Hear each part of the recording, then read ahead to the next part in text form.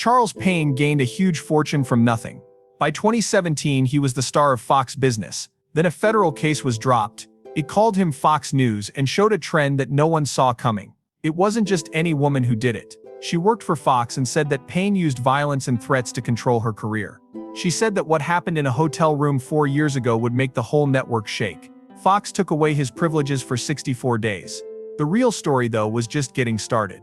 Charles Payne was born on November 15, 1960 into a life that most people never get to see up close. Because his dad was in the army, they had to move from base to base all the time. Each base had clean homes, hot food, and a sense of safety. At the time, he didn't know it, but he was in a bubble. There were perks to living in military housing that most private families could only dream of. Free healthcare, schools with strict rules, and commissaries with low prices were all normal parts of life. He didn't have to worry about crime, broken heaters or fridges that are empty. He thought everything was fine, but when that world fell apart all of a sudden, everything changed. Charles, his mother, and his brothers left the military life behind when his parents split up. They got to Harlem sometime in the early 1970s. Harlem wasn't just different. It really shook things up. Before, the military sites were clean. Now they lived in buildings with peeling paint, broken boilers, and neighbors selling drugs on the street. Charles saw poverty for the first time as more than just a word. He could smell it in the hallway and feel it in his bones. There was no hot water in their flat. He was only a kid, but all of a sudden he was the man of the house. It hurt him a lot to see his mother battle. No more bases or perks, just a way to stay alive. In the 1970s, Harlem's streets were very dangerous. Charles had to walk over users who were lying still on the sidewalk on his way to school. He was now used to it. Because there was no heat in their flat, the winter cold got through the walls. The temperature inside was the same as the temperature outside. Renters didn't care. No one came to fix it. Charles became aware of how much he had taken for granted while in the army. It wasn't easy though, but it also made him feel something. He realized that he would have to fight for his freedom if he wanted to leave this life. Charles promised his mother something when he was only 14. He told her he was going to work on Wall Street. At the time it seemed crazy. Just a teenager living in an old falling apartment who dreams of being rich. But he really meant it. From then on, he worked before and after school. He didn't always get enough sleep. Anything he could do to help his family, he did. He swept floors, brought papers, filled shelves, and more. He wasn't chasing a dream. He had a plan. He thought it was possible more and more as he worked. He wasn't a kid anymore. The man had a plan. Charles did something that not many teens even think about when they are 17. That was the first mutual fund he bought. Charles was investing while other kids bought music or sneaked into movies. He joined the U.S. Air Force that same year. Though it was a big move, it wasn't a surprise. For him, the military provided security by giving him organization, discipline, and a reason to live. His new job was at Minot Air Force Base in North Dakota, which is known for being very cold and for hidden nuclear work. He worked as a security guard in weather as low as 30 degrees C a lot of the time. He was only 13 years old, but it was his job to keep the country's most powerful weapons safe. Charles didn't slow down even when he was served. He went to college and studied at both Minot State University and Central Texas College. It was hard to balance school and duty shifts. He didn't have any time to relax or take it easy, so he kept going. He didn't want to become another number. He was ready to get up. He did it for more than just himself. He needed to think about his family. Charles was married and had a child by the time he was 18. He was planning how to spend his military pay on diapers and food while most people his age were still trying to figure out life. It wasn't easy to be a dad at that age. He was always stressed and didn't have much money. Every mistake he made felt like it could cost him everything. But he didn't say anything bad. He didn't explain himself. He didn't stop moving forward. Charles Payne didn't have any money in 1985. He had been in the U.S. Air Force for 4 years and lived with his wife and daughter in a small one-bedroom flat. It was hard to get money, so even small things felt like treats. Things changed after a phone call. It came from E.F. Hutton, who is a well-known figure on Wall Street. They told him they could hire him. The pay, $13,000 a year. That might not sound like much to you now, but to Payne, it was like winning the lottery. He worked hard as a child in Harlem to make ends meet. Besides working in bodegas, he had washed windshields for cars. This was his chance to get away. Real life hit him when he walked into E.F. Hutton though. Neither was he a great trader nor an expert. He was the worst person in the study group. There is no fancy office or title, just a desk and a lot of work. It was still everything to him. When he was 14, he told his mom that he would work on Wall Street. He was now here. People from the Ivy League and the top of their fields were there. Payne wasn't any of those things. But he had grit, which most of them didn't. He worked a lot of hours. Other people didn't want the jobs he did. People began to notice him over time. He tried to fit in at first. When he called possible clients, he used the same sales techniques as everyone else. But that changed after one call. "Okay, you can read well, but what do you want?" asked the other person. It really hurt Payne. He knew he was just repeating what other people said. He threw the writing away. After that, he spoke straight from the heart, being honest and true. The change happened right away. He made more new accounts than anyone else in the office in just 1 month. It wasn't slick talk or charm. People trusted him because it was the truth. But there was a cost to telling the truth. Other traders were making a lot of money by selling house stocks, but Payne wasn't one of them. He wouldn't sell things that he didn't think would do well. Always he put his people first. That meant he made less money. Sometimes a lot less. He can remember when they only had 1 can of food at home. The diaper his daughter wore for more than 24 hours was the same. That was the worst of it. He wouldn't give up though. He wouldn't lie to get rich. That kind of honesty stood out in a world based on tricks and making money. Charles Payne started Wall Street Strategies in 1991 from a Harlem flat with only 1 bedroom. He only had about $10,000, no family ties to Wall Street and rent to pay. Everything else was blank. He had been out of the Air Force for a few years and started working at E.F. Hutton in 1985. He was still trying to get his finances in order. Most people would have stayed safe. But Payne thought there was something wrong with the way investments were made.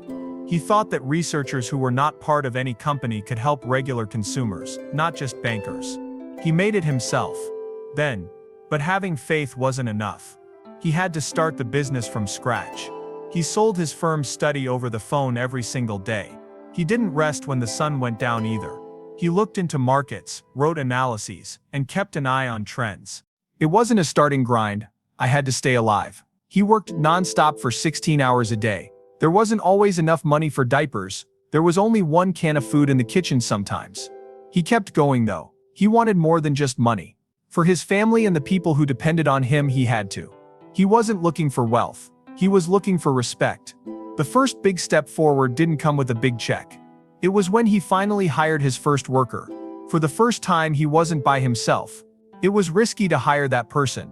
Now Payne wasn't just in charge of his own future, he was responsible for someone else's pay. One thing changed though. Wall Street Strategies was no longer just the job of one person. It was turning into a real business. Things started to get better over time. Step by step, he gets more business, more confidence, and more people to join his team. Then there was the moment that confirmed everything. He moved his business from the flat in Harlem to an office on Wall Street. He dreamed about that world as a child and watched it from the outside. This was everything to him. It wasn't just where it was to show that he belonged. He was now in the middle of everything in the business world, not as a guest but as a rival. He was no longer the strange one. The door now had his name on it. The news came calling after that. First it was CNBC, then CNN, and finally Bloomberg. The man who used to make cold calls from his living room was suddenly being shown on TV all over the country. People wanted to hear his side. Investors paid attention when he spoke, neither because his last name was well known nor because he worked on Wall Street. He had earned it. A story broke out in August 1999 that shook the world of banking. The SEC made a report about the tactics used by Wall Street and its leader Charles Payne. They said he did something that didn't seem very bad at first, but it was actually a very bad break of federal law. It was said by the SEC that Payne's business used pre-recorded phone calls to get people to buy shares in a business called Members Service Corporation. It didn't sound like normal financial advice, but it did sound like it. People who bought that stock didn't know why Payne was pushing it. Members paid him and his business to spread the word about it, and they didn't say that anywhere in those texts. There was a clear conflict of interest that had to be hidden. These messages were used to hype the stock at least 8 times, and they knew that people would believe them. It wasn't just sneaky, it was against the law. It got worse with that method. These taped messages seemed personal. They seemed like advice from someone who knew the market well. Behind the scenes though, the company that stood to gain the most paid for it all. Not only was it wrong, but it was also sneaky and worked quickly. A lot of people could hear recorded calls in just a few hours. That kind of spread was strong in the 1990s. Part 17B of the Securities Act of 1933 was at the heart of the case. It was easy to understand this law. People must know if you're getting paid to push a stock.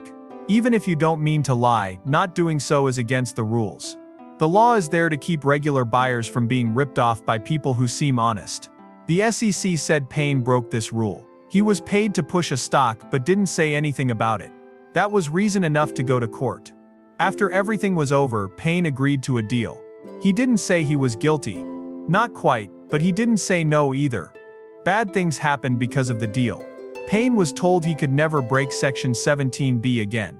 Besides that, he had to pay $25,000 in fines. Another $10,000 was paid by his company. The fines were not small and they made people look bad in public. That would have ended the careers of many people, but Payne didn't go away. The year that Charles Payne came to public attention was 2007, the same year that Fox Business Network began. The network was brand new and wanted to compete with CNBC as the top source for business news. And Payne didn't just join. He was there from the start. Timing like that doesn't just happen. It's planned. That person knew just the right time to move. Payne had already made a name for himself before this. He first worked on Wall Street at E.F. Hutton in 1985. After that, he started his own business in 1991, which was called Wall Street Strategies. He wrote a book called Be Smart, Act Fast, Get Rich a few months before he joined Fox. The sound of his name alone lets you know what kind of voice he had. It worked. Payne stood out, even though Fox Business wasn't the favorite. It was easy to understand his style. It was good advice from him. It was true that CNBC had more viewers, but Payne was gaining trust one show at a time. He talked about money in a way that was easy to understand. It sounded like he was someone you could learn from. People noticed. The executives also saw. They gave him more duty right away. He had his own show called Making Money with Charles Payne by 2014. It began on June 2nd in the evening, but later changed to a time during the week from 2 to 3 p.m. That change showed trust. It wasn't just another business show. Payne made it about him. He spent most of his time breaking down the daily news and showing people how to spend wisely. But he didn't just talk about numbers. He also talked about morals, stressing the importance of learning about money, being disciplined and being strong. And the people came. In 2022, between 135,000 and 185,000 people watched each episode of the show. When the markets were unstable, more people watched. There are a lot of people on that business network. Strong enough that FBN's president said that making money was a big reason why, for the first time since 2019, the network passed CNBC in afternoon ratings. The fact that making money stayed important makes that even more amazing. In a world where everything is digital and quick, the show still kept people's attention. Payne didn't just talk about stocks, he also talked about life. A lot of the time he talked about how he grew up poor, worked hard, and finally made it on Wall Street. People paid attention because it seemed real. The show was no longer just about business news. It turned it into drive. Payne's reach didn't end there though. He became well known on all of Fox News, not just Fox Business. He was on Fox and Friends, America's Newsroom, and other big shows all the time. All of those people, even those who weren't watching business news, heard from him more. He was right in the middle of big events like the 2012 midterms and the 2020 market crash. People believed him when he broke down. He made sense of the chaos, and he didn't just talk about money. He had a lot of range too. Specials like Black History and Achieving the Dream he hosted showed that he could talk about more serious and personal topics. Payne always had something to say, whether it was about people, money, or rules, and people paid attention. But being seen means being controversial. At an interview on Your World with Neil Cavuto in June 2019, Payne said something that caused a stir. He said that when Obama was elected, the market crashed, but when Trump was elected, it went up by 9%. The numbers did add up, so that's good. The market did drop 14.8% from November 2008, when Obama was elected, to January 2009, when he took office. But the idea that Obama's win caused it, that didn't make sense. Checkers for facts like PolitiFact said it was mostly wrong.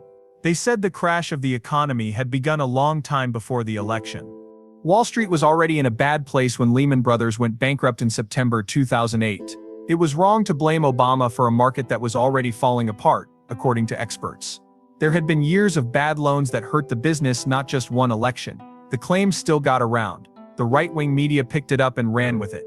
Payne explained what he said by saying that he thought a 15% drop was the same thing as a crash. They said he was cherry-picking facts though. A lot of people were told that the market did well under Obama and that financial experts need to show the whole picture, not just the political one. Scottie Nell Hughes did something on September 18, 2017 that sent shockwaves through Fox News. It was in New York that she sued Fox News, its parent company 21st Century Fox, and one of its rising stars, Charles Payne. Hughes was more than just a name in the news. She was a well-known TV star, a right analyst who had been on a lot of Fox shows. She was in the spotlight again, but this time it was for a much more important reason. Her complaint showed that she was the one who first said that Payne was acting inappropriately. It was a very explosive time because Payne had just been let back on Fox after being suspended for 2 months. Even though she complained to her co-workers, the network brought him back. Now, a few days later, Hughes accused him and the network in public of much worse things. She said Irina Briganti, who was in charge of public relations at Fox, had given her name to the National Enquirer, which made it public that she had been raped. The leak didn't just make the news crazy, it looked like an attack on her directly meant to shut her up. This wasn't just a case of being bad. Hughes said that one of the world's most powerful media companies was trying to hurt her by retaliating, slandering her, and treating women unfairly. The case she filed was part of a bigger process that got rid of Roger Ailes and Bill O'Reilly. This one, though, felt even more personal. The nightmare began for her in July 2013, which is where the story started. She and Payne had met earlier that year on different Fox News shows. At first, Payne seemed like a nice guy. He told her he could help her work. He was interested, and on July 9 he followed her to her hotel room after they had been to a museum and taken a cab together in New York. When they got inside, things quickly changed from what she thought it was just a talk. Hughes said it was clear she didn't want anything to happen. Payne didn't listen when she told him no and to stop. The claim says that he beat her up and raped her. He told her things like, "You know you want this and you've been teasing me since the first time we met on set." He is said to have left afterward and said, "This changes things." Hughes did not speak to anyone. She felt shocked, scared, and ashamed. She tried to hide what had happened. "What did you do next?" That made it even harder to get away. Payne kept pulling her back in instead of letting her go. She said he told her she had to keep seeing him if she wanted more jobs and a real deal at Fox. He became more angry the more she fought him. He was said to have screamed at her, threatened her, and even hit her so hard that she got bruises. During one argument, Payne is said to have yelled, "Get the fuck out of my office if you think someone else can get you the contributorship." It wasn't just about having sex, it had to do with power. Hughes said it was clear. Her job would stop if she didn't do what she was told. The offer of a full-time job was like bait in front of her. All the things she had worked hard on started to fall apart when she tried to leave. What turned things even stranger, that which took place right after the attack. Hughes said that instead of being shut out, she was invited to appear on Fox more often. The claim says that Payne began hiring her to make money 4 or 5 nights a week. Other producers did what he did. She used to be a guest, but now she's almost daily. From the outside, it may have looked like Hughes's career was taking off, but she said it was all part of a bad deal. Show up on the shows, keep the connection going, and your job will grow. Stop and it's over. When she finally tried to break up with Payne, things went badly. No one booked her anymore. She used to be on almost every night, but over 10 months she only showed up 5 times. It looked like the network had turned its back on her. Hughes had lost almost all of what she had worked for by the time she sued in 2017. The lawsuit listed 7 legal claims, ranging from slander to abuse against women. It didn't end in Payne either. Fox News was the target of the attacks. She said the network was punishing her and protecting Payne. She said that someone at Fox gave the person who was asking about her name to the police after she told their lawyers about the assault. Right then, she wasn't just a victim anymore. She was in the news. She said that Fox made it look like everyone agreed to it. After that, they quietly pushed her out. Executives like Bill Shine supposedly didn't listen to her requests to show up, even after she begged to be fired. Hughes said it was the same routine that had kept guys like Roger Ailes and Bill O'Reilly safe for years. Discredit, deny, and move on. Early in July 2017, Charles Payne was taken off the radio. Hughes said Payne used his power to get her to date by offering her job advancement. She said Fox hurt her when she tried to end things, though. Even though everything sounded very bad, Payne was only suspended until September 8th, which is a little more than 2 months. What Fox did was what they called an internal investigation. Later papers showed that it wasn't really thorough. One of Fox's lawyers is said to have told them not to dig too deep because it could lead to more problems. That one phrase became a sign. People began to wonder if the network really wanted to find the truth or just protect its image. After the study was over, Payne was brought back in a quiet way. Hughes said the fight was still going on, so she sued. Hughes said in court that Fox had tried to shut her up. She also said that her name was given to the press, and the story was changed to make it seem like she and Payne were dating. Case in court said it wasn't just about sex. Power, getting even, and a company that would do anything to protect its stars were all parts of the story. Hughes was still fighting, and she wasn't by herself, even though Payne was back on TV. Fox had made a name for himself by that time. People had seen too many stories like this before. On September 8, 2017, Payne returned to host Making Money with Charles Payne. He said the problem had been looked over and was over with on his first show back. He thought it was behind him. But many people who watched didn't think that was the case. How could such important claims be cast aside so quickly? In federal court, Hughes was still making her case. The case was still going forward. Some people thought Fox wanted to end the case quickly, not to fix what went wrong, but to protect one of its own. And the time wasn't right. The network was still trying to get over the huge payouts and problems involving other guys at the top. Payne was still on TV in 2025, running the same show and appearing on Fox shows as if nothing had happened. Some saw it as proof that the network had already decided what to do. Even though they were in court with Hughes, they kept Payne in the public eye. There were a lot of arguments about power, silence, and how big networks treat women who speak out after that ruling. Some parts of the case were thrown out, but other parts were still allowed to go forward. That meant the charges didn't go away. They stayed up in the air. That's what makes this story so hard to read. A guy who is accused of rape and pressure is still on national TV, while the woman who spoke out had to deal with leaks, smear campaigns, and legal problems. There is more than one case. It shows how the system works when an important person is involved. The questions are still there after years. Why did the probe last so little time? How did Hughes's name get out? Also, why does it seem like effects only happen when the camera stops?